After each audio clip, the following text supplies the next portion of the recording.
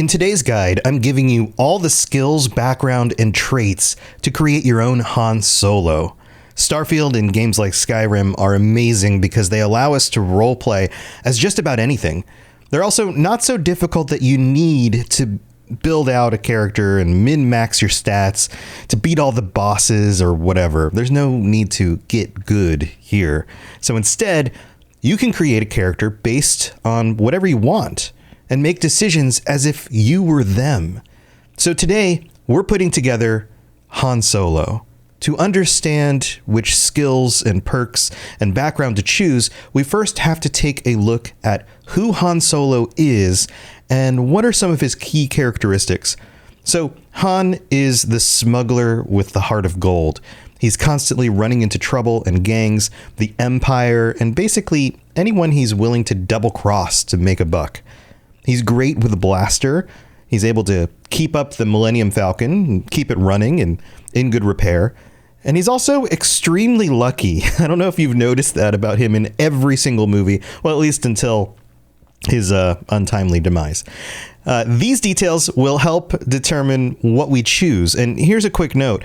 This is being recorded before Starfield releases, and I don't have a copy yet, so I can't showcase the character design or clothes or what he looks like in action. But come back for future videos for more Starfield content and other character builds. Also, there's no absolute right and wrong with these types of builds. If you'd make changes or include something I didn't, please kindly comment to help share more ideas. All right, so let's get into this. This is using the nukesdragons.com build.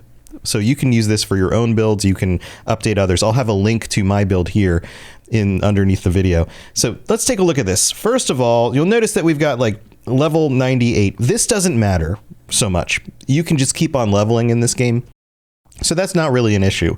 What I focused on was picking only the background, skills, and traits that I thought matched this build. And of course, you can go above and beyond this. You can choose which of these things you want to start with and go as you want, right? So the background, we've got Space Scoundrel. These are all the different options here.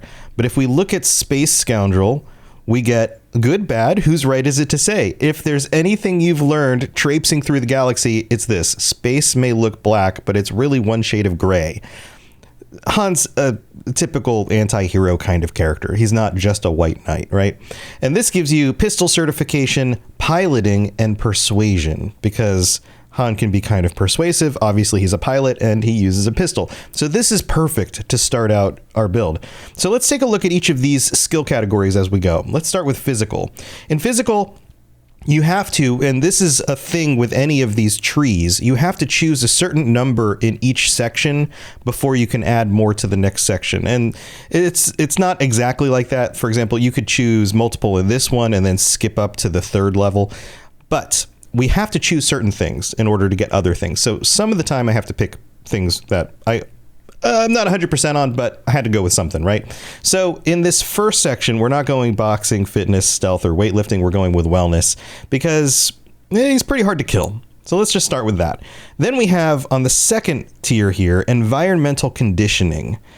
And then we have cellular regeneration. All of these traveling lots of different locations. This stuff is just what I picked here in order to have something in this tree, because most of this section doesn't really fit for Han Solo in the way that I would consider him. So I just went with these. But as you look through them, gymnastics, nutrition, pain tolerance, a lot of these just don't seem to make sense for Han Solo. So these were the closest ones I could go with to start with. This is where it starts getting interesting, though. Let's talk about social. Social, on the first part of this tier list, I have 3 in this first section. Commerce, because he's a smuggler. He negotiates for good amounts, or at least he tries to. Persuasion, because he's a charming son of a gun. And theft, because sometimes he takes things and doesn't really end up paying them off and, gets people upset. So we've got those to begin with. Then down here on the second tier, we have intimidation. He intimidates targets. And negotiation. So again, he's got that kind of charming thing going on. So being able to intimidate or negotiate helps him out. And then leadership. And you might think, okay, why leadership? What's going on with that? This doubles bonuses of combat and companions. Companions have a chance to pick themselves up from a down state. All of these are up to level 4, which is the highest you can put them. And again, this one, he's a leader. He just doesn't seem to know it, right? He becomes like a general in the rebellion. He ends up making decisions that impact everything. And he's a better leader than he would have expected. So let's talk about combat skills. First, we've got pistol certification. We're pushing that all the way up. And lasers, because he's got a laser pistol. So that makes sense. You could go ballistics, but that's not really Han Solo, as far as I'm concerned. He's more of a laser kind of guy.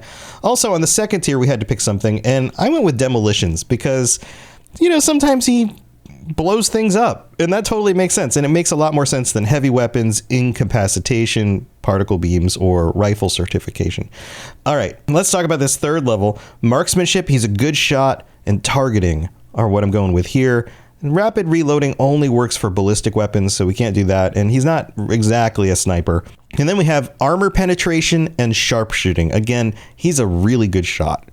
And when he fights the Empire, sometimes he's just hitting the stormtroopers and somehow the armor doesn't do anything. So I thought this one would be particularly good for that. Next on the list, science, astrodynamics. So again, first here, we got to pick something. It's either astrodynamics, geology, medicine, research methods, or surveying. I think astrodynamics makes the most sense because he's real good in a spaceship. He can travel real fast. And so this is going to help you get around the galaxy faster. Then on the second tier, again, have to pick something. Botany doesn't make sense. Spacesuit design, Weapon engineering, not really. Zoology, not so much.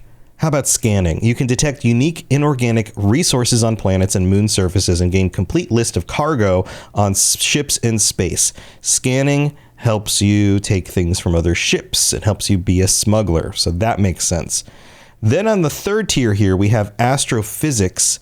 Not chemistry or outpost engineering. Astrophysics, you can scan any moon or planet or moon within 30 light years. You have a 50% chance to discover a trait while scanning. This also helps you understand what's going on, where to land your ship, what things might be possible to take from that place. Again, the smuggling side of it. And then on the fourth tier here, we have a neutronic fusion. A neutronic fusion. That's a new word for me. Ship reactors produce 5 extra units of power. Again, helping your ship get around the galaxy faster. All right, and then we have tech. And I think some of these actually match up pretty well with who Han Solo is. First, we have piloting. He's an amazing pilot. He doesn't use a booster pack. Security, targeting, any of that stuff doesn't make as much sense, although you can add them if you want. Second tier, we have engine systems, again, taking good care of the Millennium Falcon and payloads. Ship's cargo can hold 50% more capacity. That helps with hauling stuff around. So that makes sense. And then down here, we have starship design and starship engineering. Again, updates to the Millennium Falcon that help you get around the universe faster, have better modules, and those kinds of things. Nothing really made sense on this bottom tier for me. Automated weapons, not so much. They're always jumping on the turrets and shooting them manually, so that doesn't really make sense. Boost assault training, this is for if you're using a boost pack. And then we have EM weapon systems, which if you want to use that seems fine, but it doesn't exactly fit the character build. All right, so that's all the skills. Let's go down to traits. These are interesting. So if we go to the choose traits, you can see that these are all the options here. And this little symbol between like space and terra firma means one or the other. So you can do space, terra firma, extrovert, introvert, alien DNA, dream home, not so much, empath, not so much, hero worshipped, maybe later in his career, kids stuff, no, taskmaster, wanted, Freestar Collective, this group down here in the middle. This is about the different locations, and that doesn't really make sense for Han Solo. And then the whole religious aspects, which, again, not so much. So this is what we're going with. Spaced. He's become acclimated to space. He's been in space a long time, so that makes sense. Health and oxygen are increased when in space, but decreased when on the surface. It's kind of a double-edged sword, but being somebody who's been in space a long time, that makes sense for him.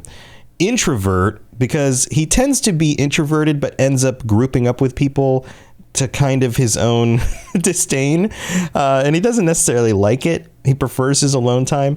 This says, exerting yourself uses less oxygen when adventuring solo, but more when adventuring with other human companions. So it's better for him to be alone or just with Chewbacca. I don't know how you do that in this game. And then we have Wanted, which makes sense because throughout most of the movies, Jabba the Hutt or whoever is trying to get him. So someone put a price on your head and word has spread. Occasionally, armed mercenaries will show up and try to kill you. But being cornered gives you an edge. When your health is low, you do extra damage, which makes sense for the character.